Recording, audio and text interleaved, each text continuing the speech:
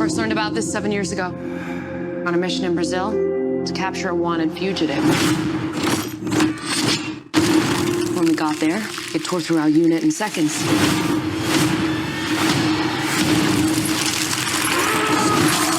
The target had superhuman abilities. It had the same marking you do, Cole. It's a birthmark. What do you mean? He was born with it. It's not a birthmark, Cole. It means you've been chosen. Throughout history, different cultures all over the world reference a great tournament of champions. That dragon marking? I think it's an invitation to fight for something known.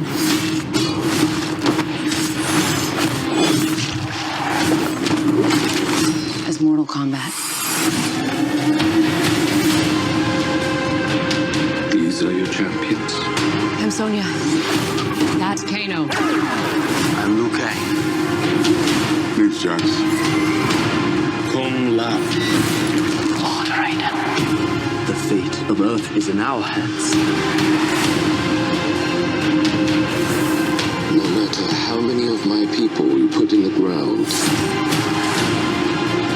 we will not fail. Kill them.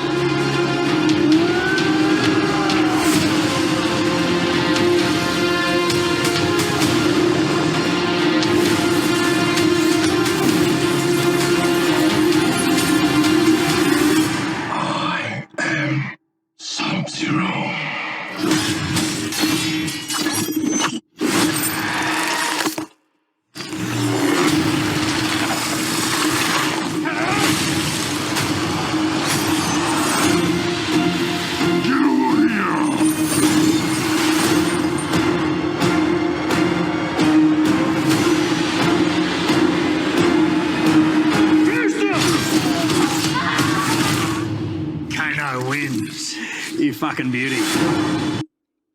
Welcome back to another episode of the Weebu Slice podcast, where you get your weekly anime, gaming, news, reviews, and discussion. Welcome back, welcome back, welcome back. Welcome back, my people. First thing first, we gotta get the YouTube stuff out the way. So we gotta do it. So make sure you like, comment, subscribe, and share this video. Yeah, because we look at the analytics and we see a bunch of you and Boo Black Ops out there. Had 100 views, 26 subscribers. We appreciate those who subscribe, but we're trying to get this out to more people so we can give you more great stuff, more reviews. So we got to get y'all to subscribe. So make sure when you enter the door, hit the button, hit the like, share, subscribe. Yeah, we appreciate the support, but we are tired of you guys being Shinobi watchers. So make sure you like this video and subscribe to the channel. Colorado, smash that thing. So first topic of the day will be the Mortal Kombat trailer. We just showed you guys the trailer. So, my opinion is, it was all right. I think it could have been better for the aspect of the characters and how the characters look. Like I'll mention to you off camera how Liu Kang compared to the old Liu Kang, and how the old Liu Kang pay homage to the video game Liu Kang. Oh, definitely. And I'm like, hold on. This Liu Kang is terrible. Even when I first have initial thoughts about the trailer itself, I'm like, this Liu Kang is terrible. I do like the Scorpion, the Sub-Zero, and all the other characters, but Liu Kang is the one. Liu Kang and Raiden. That's two main characters that threw me off. So what you think about that? I would have to say I agree with you a little with the Liu Kang. He doesn't give me that same feel, that same grit that I got from that first Liu Kang, you know. So only time will tell, you know. But I think one of the things that I took notice to was the Scorpion and Sub-Zero fight. It kind of seemed like roles were a little reversed. Maybe I'm just kind of projecting, but it kind of seemed like Scorpion was kind of maybe a good guy or a neutral guy, and Sub-Zero is kind of like the bad guy. Although I know in the first one that they both were pretty much bad guys, but it remains to be seen. I think it's very interesting how they're portraying the characters, long story short. So yeah, I had a similar idea.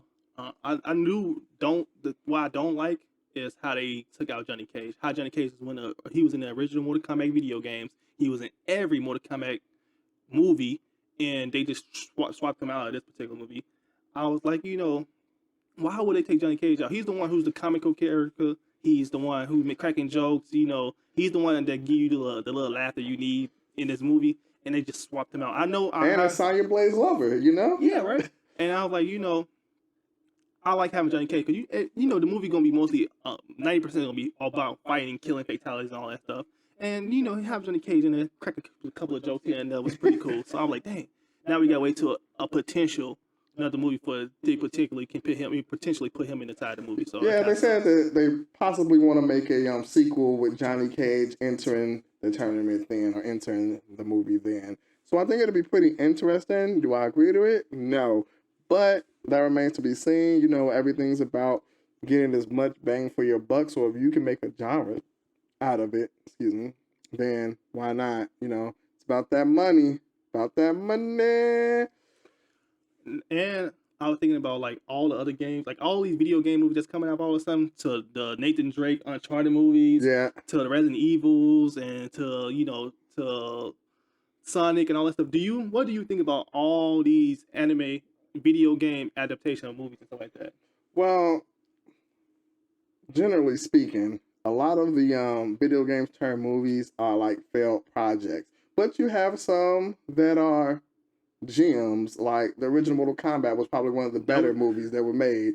Speaking of the subject, I don't mean to cut you off, but do you know it's a lot of mixed reviews regarding that movie? I love it, but based on critics and stuff like that, it's pretty terrible regarding ratings. And I see people talking about it, like that movie was trash, the quality was trash. I'm like, this movie was amazing. What are you talking about? But if you compare it to other video game movies, it's one of the more top tiers. So I mean, to each their own. I thought it was amazing as well, so I'll never detract or take anything from that. But then you have video games that turn into movie like Assassin's Creed, complete total failure, like 0 out of 10. I give it a D+ type of deal. Like it was not good in any capacity, shade, weight, or form. Have you ever seen House of the Dead? I have not, but I played the game and actually beat it. So out of quarters. The movie was very, very cringy. So like in a lot of the scenes in the movie, they would show video game scenes, like how arcade shooter. Yeah, arcade shooter. They was showing scenes of the video game inside the movie like that. I'm like, this is cringy. Like, why would you do this? This is terrible. But yeah, I'm like, yeah, a lot of movies, it's like hidden. Like to be honest with you, 80% of gaming movie adaptations be terrible. Like you get a couple of hidden gems like Sonic, something like that. But most of them be terrible. So we came up with an idea for you guys.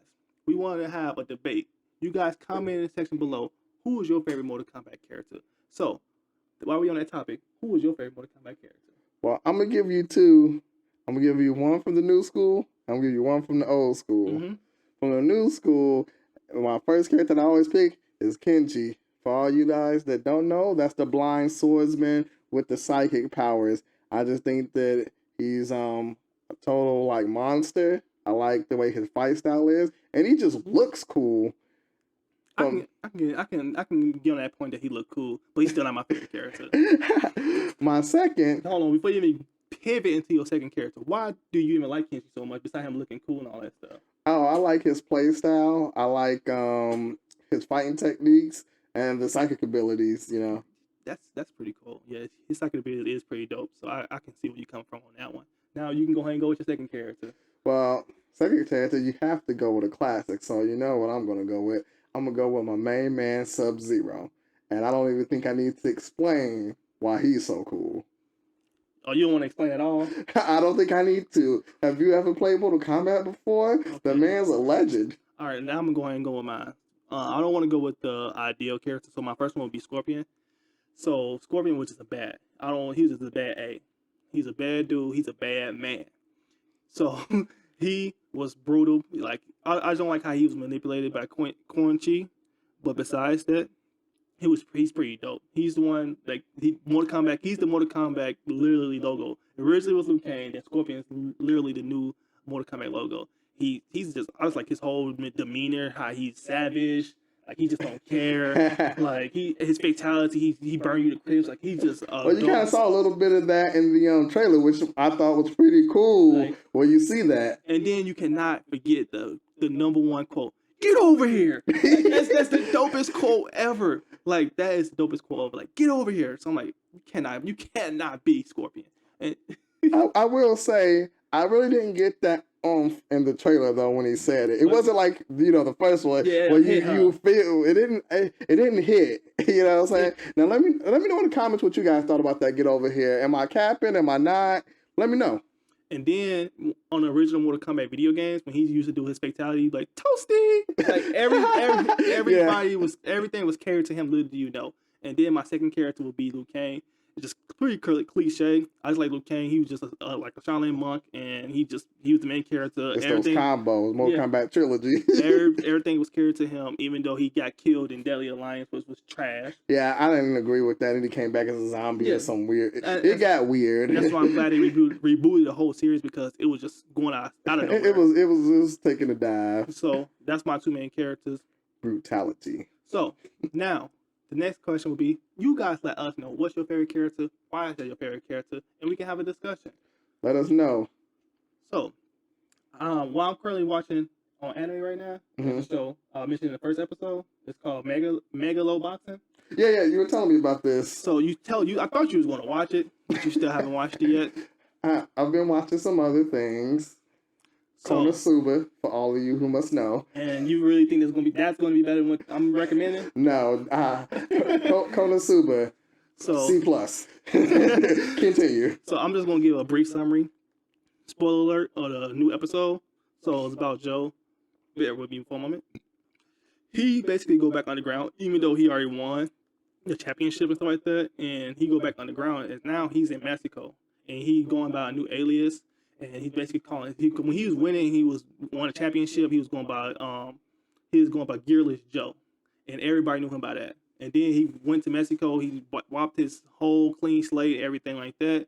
He basically grew a beard, grew his hair out, and he's having issues with his hand. He's having issues with his pain, so he's on a lot of medication. And he's fighting underground. I mean, he's whooping people butt left and right. They have he's basically. They know underground they have a lot of fights, and they put money on the fights. Yeah, a lot of betting. Yeah, so he just taking everybody money. So how they feel about that? They don't like that, do they? So he was like, you know what? I'm tired of fighting these punks. They too weak. This and that and that. And he's walking around. He finally found a guy that he felt like he was a decent opponent, and he I want to challenge him. And the guy's like, okay. His manager's like, yeah, let's do the fight. So they actually did the fight, and all the fans was betting against the main character Joe. And the dude was whooping Joe, but he was giving Joe the business. And he was giving him the business, and then he's like, okay, gave him the manager gave, do this thing, like, hey, go ahead and drop the fight, go ahead and lose so we can get this money. So he let Joe thought he was about to get the cleanest punch in. He got, semi-punch in, dude just faint. He just hit the ground intentionally and lose, and they just racked up on him. He was highly upset. Because dude do the fight, and he you know what? He walked out. He was outside the arena, and he was like, why would you throw the fight? I thought we had honor. You're a boss. You supposed to have honor and stuff like that. And he's like, I don't care what you're talking about. It's all about the money. So Joe literally squared up with him, and he put them paws on Joe again and laid him out. But yes, I will go ahead and give it a rating. The episode for me personally was like a B+. Highly recommend. It was a great episode. Just giving you a brief summary of it. You can let me know what you think about it. But just check it out. It's not a bad show at all. If anything, I think the first season's on Netflix, I think. Oh, I was going to ask, where are you watching this at? So, I was watching the second season on Funimation. Okay. I'm not 100% sure if the first season's on there, but I'm pretty positive the first season's on Netflix. Pretty positive. Well, I might have time this weekend. Maybe I'll check it out. Konosuba was not it for me. So, so you didn't finish it? I did finish, but I was disappointed. I think that it was... an anime based on the character getting reincarnated into a world. It was a little bit too goofy, and they tried a little bit too hard with it. It wasn't bad, but it wasn't my favorite. I feel like it was one of them animes you just you know what? I'm already 10 episodes invested. Let me just finish it out. yeah. Let me just get through it. Just tough it out. Tough it out to the end, yes. Even though it's a bad anime. I agree with that. So now, the time you guys been waiting for. Do side characters do it better? Do they really? I'm going to go ahead and think about a couple of side characters that spoke to me directly. And I think in this particular universe, he didn't get enough love.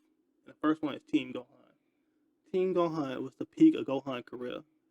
Gohan was so dope when he was a teen, and doing the Cell games plot. So Dragon Ball Z. Yes, Dragon Ball Z. Got you. I don't even reference Dragon Ball Z like that, but I do think Teen Gohan was extremely dope. Like in the first episode, I said I didn't look up to nobody. I still stick to that same sentiment, but I will say Teen Gohan was my favorite character, and he was dope because I don't understand why Goku sacrificed himself, because he wanted to put all his energy and he wanted to invest it into his son. Like, hey, I think you can do it. I'm gonna put my faith in you. You can be Cell, and he put them paws on Cell. I'm like, man, Teen Gohan legit. And then later in the show, they just nerfed him. He just got trash, got smart. Yeah, I didn't understand what they were going with Gohan. I thought he was going to be the strong character. Then yeah, he got nerfed, and like he never was able to recover from that.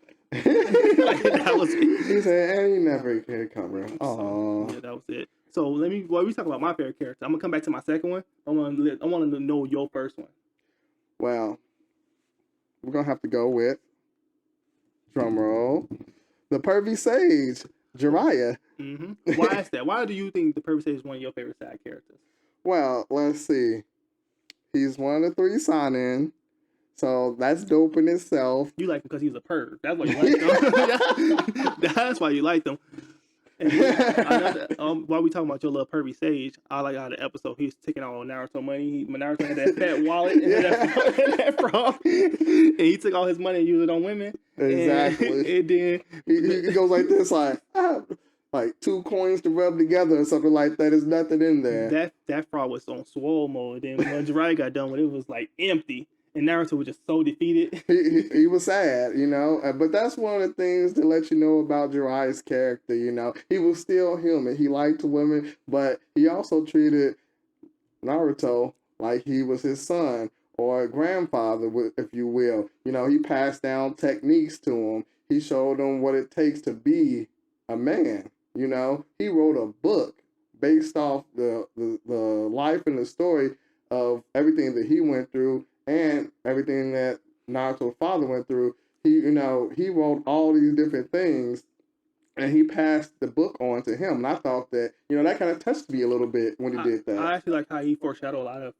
future incoming outcomes like that. I will say, how did you feel when Pain put them poles on him like that, though? He couldn't talk, he crushed his vocals and all that stuff. And I was like, dang, I shed a tear for Jiraiya. They took him out like that. And that was like in the beginning of the point. Like, it wasn't too deep. No, it wasn't too deep. But the reason that they said that they didn't bring him back was because his body was too far down in the sea. Yeah, I know. But I was kind of sad. I didn't even know who Pain was, but based on the last episode, Pain's like my favorite character of all time. But before I knew who Pain was, because it was a mystery. How dang, how many Pains are there? Like, okay, he just killed one of them, and then it's 4 more. And then I'm like, hold on, he still was a mystery. So I'm like, how will he beat a person that's 4 people in one? And he had to put that little notice on that little frog, like, hey, please help. So I'm like, okay, I can understand the sentiment why people like Jiraiya, but I'm like, dang, they just took him out like that? Yeah, they took him out before his time, RP. All right, so my next favorite character is Roy Mustang from Full Metal Alchemist. So yes, so he snapped them fingers. Oh, you catch a blaze every single time. And every time I was telling you off camera like how he snapped his fingers, I think about a song. And the song that was coming to mind was, Lil Jon song, like, snap your fingers, do your step. You can do it all by yourself. Let me see you do it. And just imagine his flame just going out. Like, it's just so dope. But then one episode, he carved his logo inside his hand. Oh, yeah. And he had basically, he couldn't use his glove. He couldn't use the glove. It got wet. Yes, it got tore. It got tore. It did? Yeah. It's been a while. Well, I recently seen it. Shout out to my boy Dave because he made me watch it. Yeah, so when he was doing all that, he put I can't think of the dangle enemy, the little people that was making that was from the labs and stuff like that. Oh, yeah. It's not what I can't think of it. Yeah, you're talking about there's some type of clones, and he pretty much had the emblem drew on his hand so that he could still do his fire attack. I know they regenerate on a very fast pace, so when he was hitting with that finger snap like that, he was just lining her up, and then you felt it. I'm like, you felt it, and that's why he's one of my favorite side characters. Well, Roy Mustang was pretty cool, but I'm gonna have to go with my boy Killua from Hunter x Hunter. Just a cool kid. Just a bad. That's a bad man. Comes from a family of assassins. Goes to be a rookie hunter because he's bored. Meets Gon. Go on this crazy adventure. Reconciles with his family. Goes through all of these different trials and tribulations. And He did it with so much ease, though. Like, everything was just so cool. It was like hands in my pockets type cool. I mean, interrupt you, but what did you think about the episode when he snatched the old dude's heart inside the exams, and he was like, the dude thought he was so strong, and he was like, "This is just a kid. I'm just gonna I'm letting him know about himself." And then he understand how strong Killua actually was, and he just ripped his heart off, and he had his heart in his hand, like Kano from Mortal Kombat. Fatality. But that's what I'm saying. That's what makes him so cool. But he still had a heart of gold for those that were inside of his circle. Like his little sister. Exactly. So I gotcha. So let's go ahead and wrap it up for this week's episode. We appreciate you guys for coming and sharing and liking this video. But before we let you go, you guys let us know who is your favorite side character in the comment section below. And why. So that wraps it up. Thank you for coming. And that's it. See you next time.